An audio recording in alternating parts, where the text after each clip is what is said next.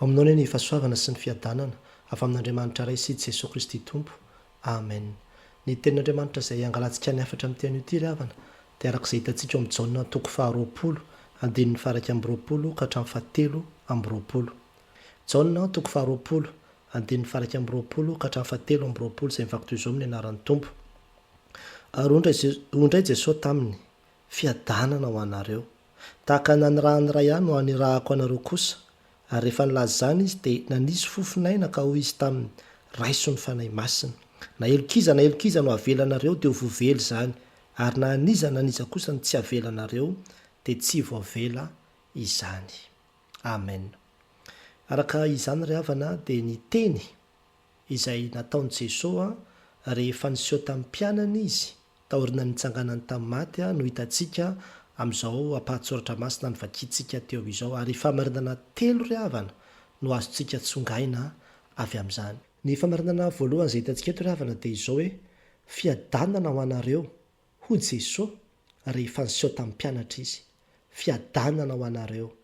ho Jesosy rehefa niseho tamin'ny mpianatra izy. Hitantsika izany amin'ny andininy faraka ambyroapolo tapany voalohany. Raha verina vakiana toy izy manao hoe ary ondray Jesosy taminy fiadanana ho anareo. Eto ry havana dia hitantsika fa rehefa nitsangana tamin'ny maty Jesosy Kristy dia nisy tahotra sy ororobe tao amin'ny mpianatra satria tsy hita ny fatiny. Ary nalaza be satria naparitaka tamin'izany fotoana izany ny hoe nangalarin'ny mpianatra ny fatin'i Jesosy. Dia natahotra ny mpianatra, mety nisy tamin'izy ireo fa nieritreritra andeha hitsoaka mihitsy, nidetrano, tena ny orooro, izany ny ambarany eo ambony ao. Ka tao anatin'izany fotoana izany indrindra no niditra Jesosy. Nanidy ny varavara da nanisy ny rindrina tsy voasakan'izany izy fa dia niditra izy ary dia tonga dia niseho teo ampovoan'izy rehetra. Dia ambarany amin'ny andininy fa 7:10 ao hoe nanonona fiadanana izy. Fiadanana ho anareo izy. Dia mbola naveriny indray izany teny izany eo amin'ny andininy faraka ambyroapolo ary ondray Jesosy taminy fiadanana ho anareo. Izany hoe naveriny indroa mihitsy ilay teny hoe fiadanana.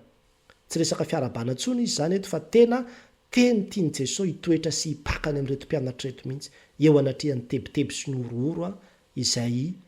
mianjady amin'izy ireo.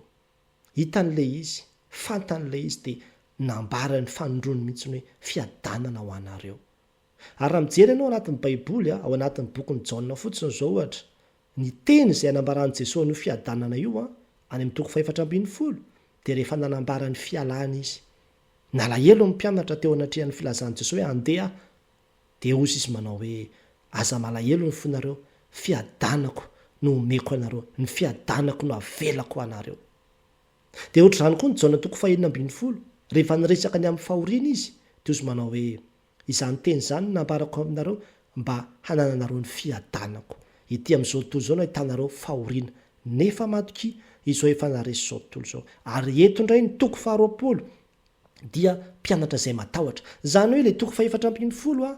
mpianatra malahelo, ny toko faharoapolo miresaka fahoriana, ny toko 5:20 resaka fahoriana, ary ny toko faharoapolo dia olona ao anatina tahotra. Ka ao anatina toe-javatra samy hafa ohatr'izany zany dia manonona fiadanana Jesosy Kristy. Ary izany nahatonga azy rehefa naniraka ny mpianatra dia nilaza manao hoe izay trano idiranareo tonoony ao ny fiadanana. Tonoony ao ny fiadanana. Zava-dehibe io fiadanana io. Tiany Jesosy hanana ilay fitsaharana, ilay filaminan-tsaina, fitoniana reto mpianatra reto fa tsy tiany tebiteby sy atahotra ary alahelo toy izao. Izy mihitsy ilay andrina ny fiadanana araka ny anambarany Isaia toko 5 azy. Inona ny lesona antsika tsoahana avy amin'izany ry havana? Dia tsy mbola miova ry havana, fa mbola tiany Jesosy hanana fiadanana koa ianao sy izao, na dia eo ary ny toe-javatra sarotra samy hafa izay lalovantsika. Angamba mety malahelo tokoa ianao amin'izao fotoana izao, nilaozan'ny olona akaiky, na mety manana olana ra-pitiavana, na mety misy zavatra samy hafa izay atrehanao mahatonga anao anjombona sy alahelo. Dia tady idio fa tsy tiany Jesosy toetra anatin'izany alahelo izany ianao, fa tiany hanana fiadanana ianao. Ary tononona aminao amin'ny tian'io ty ny fiadanan'i Jesosy Kristy raiso amin'ny finoana zany. Raiso amin'ny finoana zany. Dia tahaka izany koa mety hoe misy zavatra mampatahotra anao na mampanahy anao na amin'ny ho avy. Mety amin'ny lafin'ny asa io na lafin'ny fianarana io na ny zavatra izay ataonao io nitetika asa samy hafa. Dia anio ary havana teteny aminao hoe raiso ny fiadanan'i Jesosy Kristy. hangataony fiadanany jesosy kristy. Jesosy mihitsy lay andrinany fiadanana. Ka rehefa miaraka amin'i Jesosy Kristy ny olona anankiray dia manana n'izany fiadanana izany koa izy eo amin'ny fiainany. Hitoerana izany fiadanana izany koa izy eo amin'ny fiainany. I fiadanana io no mandrava ny tahotra sy ny tebiteby rehetra ao anatiny. Ary izany no mampiavaka antsika kristianina raha samy mandalo olana ihany eto amin'ity izao tontolo izao ity. Ny olona tsy mivavaka mandeha manala azy anie izy. Manala ilay zavatra manavesatra azy aiza? Any amin'ny boîte de nuit, any amin'ny zava-mahadomelona, any amin'ny filokana, any amin'ny fijangajangana samihafa, any no analany azy. Fa isika kosa eo amin'ny azo fijaliantsika ny manala azy, alvelantsika ho an'i Jesosy Kristy daholo satria efa niteny izy mankanesa ty amiko izay miasa fatotra sy mavesatra entana fa izany no hanome anareo fitsarana. Hoentiny ny ziogantsika, hoentiny ny fahorintsika, dia avy eo tsika homeny ilay fiadanana, ilay fitsarana, ilay zioga vaovao izay hanananao fiainana. Ary izany ry havana no hitaomana antsika amin'ity anio ity. Raiso ilay fiadananao amin'i Jesosy Kristy izay tononona ho anao. Ny fanontaniana mipetraka amiko sy aminao izany dia izao hoe manana ny fiadanan'i Jesosy Kristy ve ianao? Mitaonanao ry havana, raiso ny fiadanan'i Jesosy Kristy. Ao amin'i Jesosy Kristy mihitsy misy an'izany fiadanana izany. Dia ataovy zava-dehibe zany, angatao e, tompo, ianao mihitsy no hitoetra ato anatiko.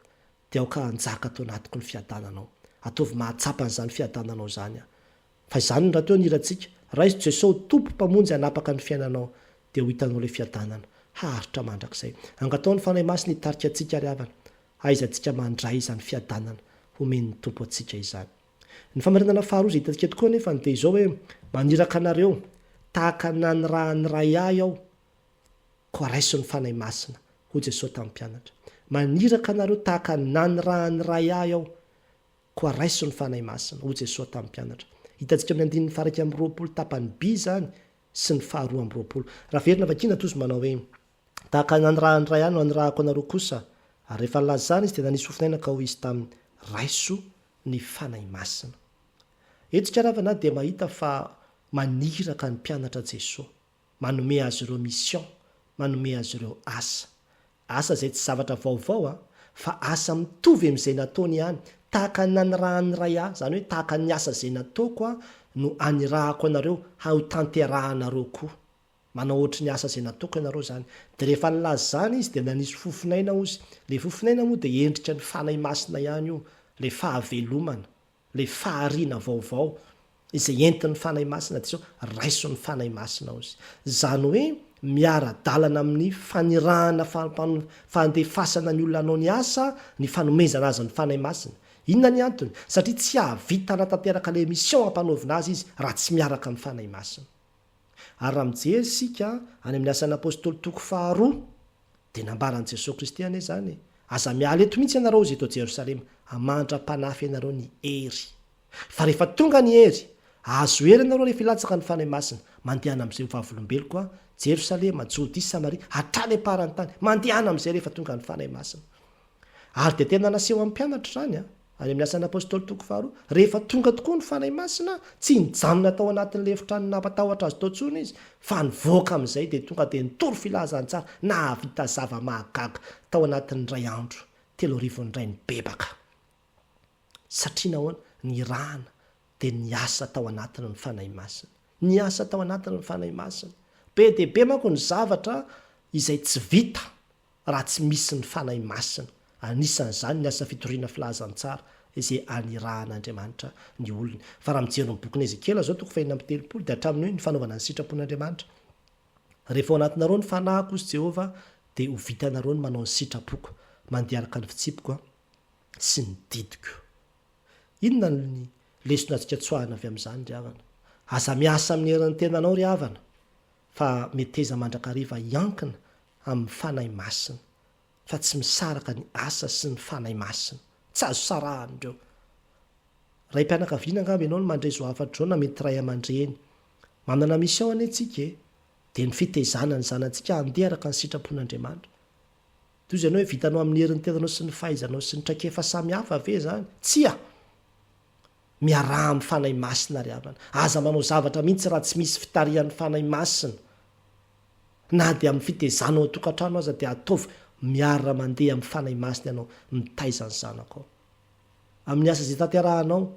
mety ho fivelomana io mimpianatra nety fianarana io mety misy tetika asa samihafa zay ataonao tena angatao mihitsy ny fanay masiny hitarika sy hitaridalana sy an'olo-tsaina fa izany anie nanomezan'andriamanitra antsika ny fanahany zany no antony nanomezan'andriamanitra antsika ny fanahany mba tsy handeha irery sika ary zany niratsika tsy handeha irery fa hiaraka aminao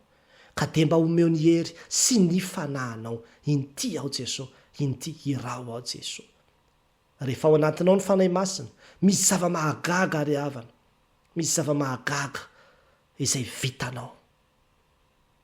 ary tahaka izany indrindraindrindra isika mpitoro filazantsara indraindray manko sika vizana ihany amin'ny fanatanterahana ny asa de ketraka de misy tena te hembotra mihitsy misy miravoravo tanana so de mba mandeha amin'ny herin'ny tenanao ianao fa tsy miankina amin'ny fitarihan'ny fanay masina so de tsy niherin'ny fanay masina no hery andehananao ka mahatonga anao kivikivy sy ketraketraka mitady lalana ametraha-pelana io fa raha tena ny fanahin'andriamanitra no miaraka aminao tsy ho tonga amin'izany mihitsy tsy ho tonga amin'izany mihitsy ny fanay masina ry havana ilayntsika io hivavaka ianao hanomana fampianarana ianao hitoro ny tenin'andriamanitra ianao tsy maintsy angatahnao fanay masino miasa ampiteneno fanay masino miaraha amiko ianao satria zany na ny zavatra aseho an' jesosy eto maniraka izy de milaza hoe raiso ny fanay masina raiso ara ny fanay masina hiara hiasa kaiky aminao raha tia hitan'izany fahombiazana zany ianao be deabe ny ravana ny toetra izay ilaina amin'ny mpanompon'andriamanitra ny fandeferana ny fahalemem-panahy ny fitiavana zany zao toetra andehanana mendrika ny fiantsoana zany fa tsy vitanao zany raha tsy ao anatinao ny fanay masina satria nivokatry ny fanay masina daholo ane zany raha tsy zany de ho fiatsaram-belatsia fotsiny sisa fa vokatry ny fanay masina daholo zany raiso ny fanay masina ry havana aza ho tao zavatra kely foana izany miara-mandeha amin'ny fanahin'andriamanitra zany fa nininona taonao hatramin'ny zavatra bitika indrindra de angatao le fanahy hiaraka aminao ary aza mandeha mihitsy raha tsy miaraka aminao ny fanay masina fa tena ataovy mihitsy tsy mahay manao na inona na inona raha misaraka aminao andriamanitra ny fantanina mipetraka amikosa aminao zany de zao hoe manahoana ny asan'ny fanay masina eo amin'ny fiainanao mitarika anao ve sa aingoaingony fotsiny de o zany hoe manana fanay masina nefa tsy miasa tsy mitarika tsy ankinana akory le fanay masina mitaonanao ary havana amin'tian'io ty tena raiso le fanay masina de oka amin'izay zavatra rehetra ataonao ny zavatra rehetra taterahanao aoka ny fanay masina no ibaiko hitaridalana hanampy anao hahitanao fombiazana ao anatin'izany ny famarinana farany zay hitantsika tokoa nefa ny de izao hoe izay eloka avelanareo de voavela ary zay tsy avelanareo de tsy voavela ho jesosy tamin'ny mpianany izay eloka avelanareo de voavela ary zay tsy avelanareo de tsy voavela ho jesosy tamin'ny mpianany hitantsika izany no andininy fahatelo amin'ny roapolo raha verina vakina tozy manao hoe na elokizany amkiza no avelanareo de voavela zany ary na anizana niza kosa ny tsy avelanareo de tsy voavela izany eto sikaravana de mahita fa manome fahefana ny mpianatra amin'ny zava-panahy lalina be jesosy kristy de ny famelan-keloka nisy fotoana jesosy kristy namela eloka nisy lehilahy marary ny paralysisa de ozy hoe voavela ny elokao tonga de niteny dolony voay fa ahoana koa zany fa to manao miteniteny foana miblasfeme ngafaka miteny zany ngafaka miteny zany andriamanitra ihany mamela eloka ahoana moa ty lehilahy ty no miteny hoe mamela eloko jesosy satria manana an'izany fahefany zany izy nomen'andriamanitra an'izany fahefany zany izy ary eto de omeny le mpianatra koa le fahefana nareo izy da noho ny asako satria ny fanahiko no mitoetra ao anatinareo nareo no anohy le asa noho izany mandehana koa dia tonony amin'ny olona ny famelan-keloka zava-dehibe manko io famelan-keloka io satria tian'andriamanitra tiany jesosy anana fihavanana amin'andriamanitra ny olona de zay ny antony hanomezana azy ireo ny famelan-keloka eto anefa ravana de tsara ihany no manisy fanazavana satria indraindray moa lasady hevitra be mihitsy hoe inona ny tena hevitra ty teny ty fa rehefa jerevana zany de izao hoe omeny jesosy fahefana hanonona famelan-keloka de rehefa jerevana de rovina io nampiasaina afaka miteny fotsiny va zany le mpianatra manao hoe voavela ny eloko ianina ianina koa voavela ny elony ay ianina koa tiako voavela ny elony de voavela koa zany ny elony ary anany ary izy mipetraka de voavela koa ny eloko iny zay ve zany le izy sa inona de tsy afaka hoe omeny jesosy le fahefana ianao de atao arak'izay tiany itiavana azy fa tsy maintsy mijery zany hoe taizavy jesosy namela eloka ahoana ny nampiasana an'izany famelan-keloka izany raha mijery zany zao ny soratra masina Lioka 7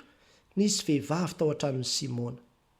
izay niankohaka teo amin'ny tongotry Jesosy nitomany dia nifafany tamin'ny volondohana ny ranomasina ny tongotry Jesosy dia hoy Jesosy voavela ny elony be dia be fitiavana izy nomeny Jesosy famelan-keloka io vehivavy io dia tahaka izany koa lefa nambarako teo Lioka 2 le tany Kapernaoma izy dia nentina niditra teo anatrehany teo satria be olona be dia nentina avy any ambony tafitrano avy any le marary ny paralysisy dia izy manao hoe voavela ny elokao zay vao niteny izy avy hoe betao ny fandrinao dia tahaka izany koa ny amin'ny Jaona 9:1 nisy ilay vehivavy azo tanana ny jangajanga dia tonga teo apoditry ny tongotry Jesosy tia ny olona ho toram-bato ahoana io dia lasa ny tsaikatsaika daholo ny tsaitsaika daholo ny olona nandeha dia Jesosy taminy hoe za kosa tsy manameloka anao amin'izao sisa izao asa manota intsony navelany koa ny fahotany io vehivavy io eo zany dia ahitantsika sahady amin'izany teboka anankitelo zany a fa roviana Jesosy ny mamela heloka rehefa manantona azy le olona zay rehefa miantoraka aminy le olona rehefa tena manakaiky azy le olona dia omeny an'izay famelan-keloka zay ary roviana indray izy ny tsy namela heloka nisy fotoana izy zao dia ozy izy ny fariseo hoe ianao tena Beelzeboba ozy ny amelana nanaovanao fahagagana sy anina dia ozy izy manao hoe tsy azo famelan-keloka ny olona zay miteny ratsy ny fanahy masina ozy zay miteny ratsy ny fanahy masina dia tsy azo famelan-keloka zany hoe tsy nozarazaray fahatany fotsiny ny famelan-keloka fa ho an'izay olona nanantona sy ny antoraka teo aminy nanomezana izany famelan-keloka izany inona ny lesona azika tsoahana avy amin'izany tsy mbola miovy zany ry havana fa mandraka ankehitriny izao dia omeny Jesosy fahefana isika fiangonana isika mpiangana isika irana isika mpanompon'Andriamanitra hanonona ny famelan-keloka amin'ny anaran'i Jesosy Kristy ho an'izay olona rehetrarehetra manantona sy miantoraka mitady an'i Jesosy Kristy ary zany ry havana ny mahatonga zao ohatra reny asan'ny fifoazana reny asan'ny mpiandry tononona ao anatin'ny teny mpahefana mihitsy io teny io hoe na elokizana velazareo dia voavely zany ka rehefa mandoalika le olona manantona an' Jesosy Kristy ane izy zany mitady an' Jesosy Kristy ane izy matoa mandoalika eo dia amin'iny fotoana iny tononona aminy ny famelan-keloka dia raiso amin'ny finoana ry havana iny famelan-keloka iny fa omeny Jesosy fahefana io mpanompon'Andriamanitra io hanome anao izany famelan-keloka izany dia tahaka izany koa rehefa lahady ao anatin'ny fampoampivavahana dia mivavaka dia mandray tenin'Andriamanitra dia mibebaka dia ampitsanganana isika hoe raiso ny famelan-keloka izay omen'Andriamanitra antsika dia lasa manana fahefana hanonona ny mpanompon'Andriamanitra iteny hoe voavela ny elokareo noho ny anarany masina noho ny anaran'i Jesosy Kristy zany nanonana ilay famelan-keloka dia raiso amin'ny finoana koa izay teny famelan-keloka zay satria tena tiany Jesosy anana voavela heloka ny olona rehefa toriana ny filazany tsara maniraka anareo zy mandehany ianareo zay natokony no ataonareo koa dia izao tonono ny famelan-keloka lay fihavanana amin'Andriamanitra zany zava-dehibe zany tena zava-dehibe zany ka rehefa tonga hivavaka ianao tonga ny ampiangonana ianao mba inona reny mba zava-dehibe aminao ny azo lay famelan-keloka ve ny andray lay famelan-keloka ve sa inona satria tadidio tsara ry havana fa sambatra anie ny olona zay voavela ny elony sambatra ny olona zay voasarona ny fahotany ka tsy hisain'i Jehovah heloka izy iny famelan-keloka zay tononona aminao iny dia famafana ny fahotanao iny ary zany ny anisan'ny zava-dehibe amin'ny mission zay ampanaovan'Andriamanitra amin'ny mpianany ny ampibebaka ny olona ny ahatonga azy hiala amin'ny ratsy ny ahatonga azy hanantona sy antoraka eo an-tongotry Jesosy ka hanomezana azy ny famelan-keloka ary zany koa ny tokony priorité antsika rehefa mitady an'Andriamanitra isika tsy ny andray fanasitranana fa ho Jesosy inona moramora kokoa no miteny va hoe voavela ny elokao sa miteny hoe betao ny fandrinao lay ara-panahy aloha ny mahamaika dia ny famelan-keloka izay vao ny betao ny fandrinao lay fanasitranana ranofo dia izany koa ry havana matoa zany tononon'i Jesosy manokaneto ao anatin'ilay mission ampanaovana ny mpianatra satria sarobidy io fihavanana amin'Andriamanitra io fandraisana famelan-keloka io ary mbola tononona aminao koa zany ianio sarobidy amin'i Jesosy zany ataovy lara-pahamehana ho anao koa zany rehefa mivavaka ianao ny fanontaniana mipetraka amiko sy aminao ary zany dia izao hoe manahoana ianao manana an'izany finoana zany ve ianao fa afaka ny andray ny famelan-keloka sy hanonona izany famelan-keloka izany amin'ny anaran'i Jesosy Kristy te hitaonanao ary havana amin'ity an'io ity raha mpanompon'andriamanitra ianao dia ampesao zany fahefana meny Jesosy Kristy anao zany ary ampiasaina araka ny tokony ho izy tsy manararoatra fahefana misy manko ravana mpanompon'andriamanitra sasany dia anaovany raha matahora indray io andiny tsoratra masina io dia ozy manao hoe aza manao zay mampalahelo anareo fa tonga dia tsy avelako ny elokanozy dia tsy ho voavela mandrakizay dia io teny io nampiasaina ny elokita tsy avela dia tsy ho voavely zany efa fanararotam-pahefana indray zany ryavana abus de confiance nomeny Jesosy fahefana anao dia ararotinao indray izy anaovana raha matahora olona dia lasa hitahirizanao alahelo dia izany ve no nataony Jesosy tsia jerevy ihany foana zay nataony Jesosy ahoana ny nampiasany an'ilay izy dia izay no ampiasantsika azy satria fahefana lehibe izay nomen'Andriamanitra antsika izany ary ho anantsika fiangonana raiso amin'ny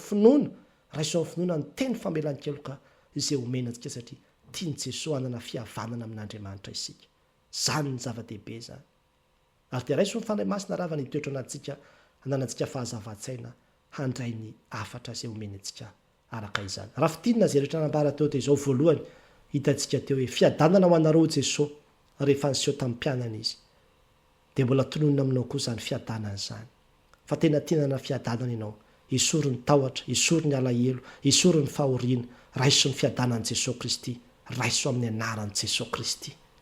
ny faharoa maniraka anareo tahaka ny anyrahany ray ahy aho koa raiso ny fanahy masina ho Jesosy tamin'ny mpianany